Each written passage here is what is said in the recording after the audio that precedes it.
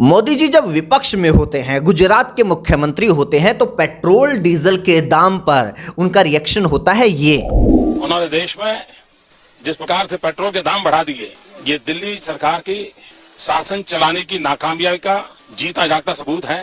देश की जनता के अंदर भारी आक्रोश है। लेकिन जब वही मोदी जी खुद देश के प्रधानमंत्री बन जाते हैं तो उनका रिएक्शन होता है ये।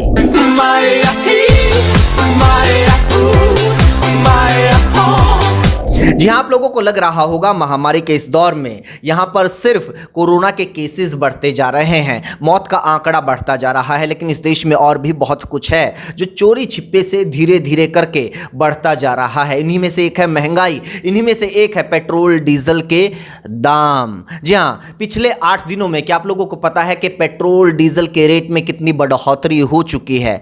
पिछले 8 दिनों में पेट्रोल के रेट में सरकार की तरफ से ₹1.40 की बढ़ोतरी की जा चुकी है और डीजल के दाम में ₹1.63 की बढ़ोतरी की जा चुकी है। जी हाँ, ये सरकार की तरफ से किया गया है, क्योंकि सरकार जो बार बार कह देती है कि पेट्रोलियम कंपनियों के हाथ में है, अंतर्राष्ट्रीय मार्केट के हाथ में है ये तेल के रेट तय करना। लेकिन हमने देखा है कि 5 राज्यों के चुनाव थे, इस दौरान 65 दिनों तक, जी हाँ 65 दिनों तक पेट्रोल डीजल के दाम नहीं बढ़े। उनको कौन कंट्रोल कर रहा था ये सभी के समझ में आ रहा है। 26 फरवरी को चुनाव का ऐलान हुआ था, 27 फरवरी को आखिरी बार पेट्रोल डीजल के दाम बढ़े थे, लेकिन उसके बाद 65 दिनों तक कोई बढ़ोतरी नहीं हुई। लेकिन 2 तारीख को नतीजे आए और दाम बढ़ने का सिलसिला एक बार फिर से शुरू हो गया।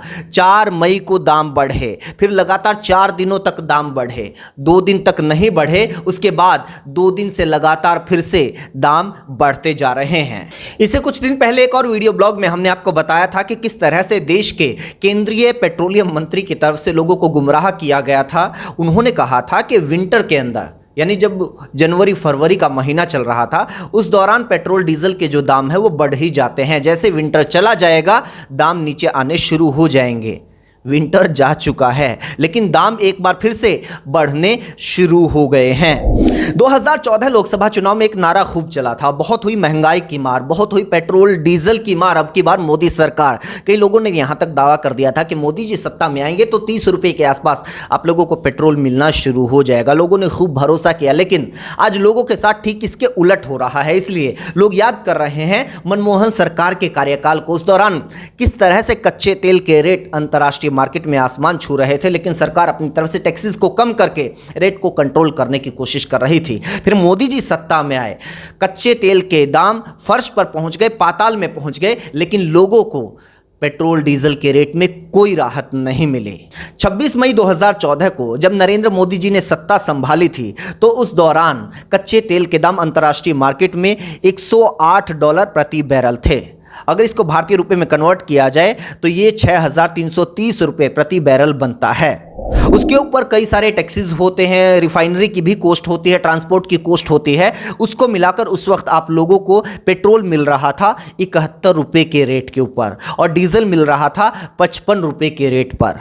लेकिन आज पेट्रोल के दाम 90 के पार जा चुके हैं। कई राज्यों के अंदर अगर देखा जाए, मध्य प्रदेश और राजस्थान के अंदर तो 100 का आंकड़ा पार कर चुके हैं और डीजल के दाम 80 पार कर चुके हैं, वो भी लगातार शतक की तरफ बढ़ते जा रहे हैं।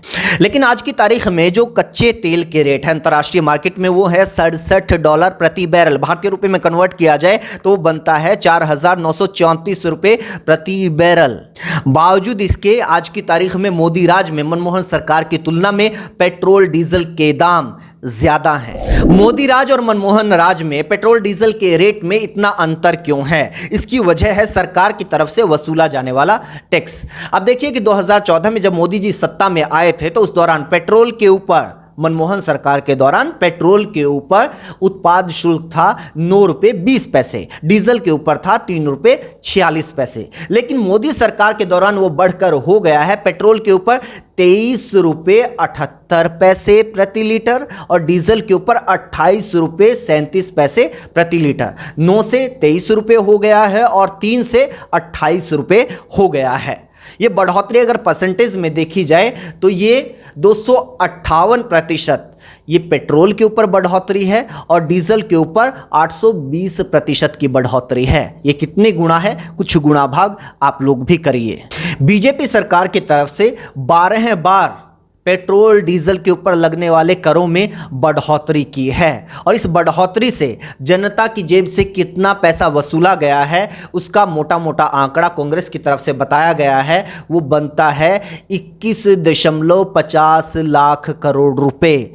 21.50 लाख करोड़ रुपए। ये बात वो लोग ध्यान से सुने जिन्हें लगता है कि जो भारत के लोग हैं वो टैक्स नहीं देते हैं।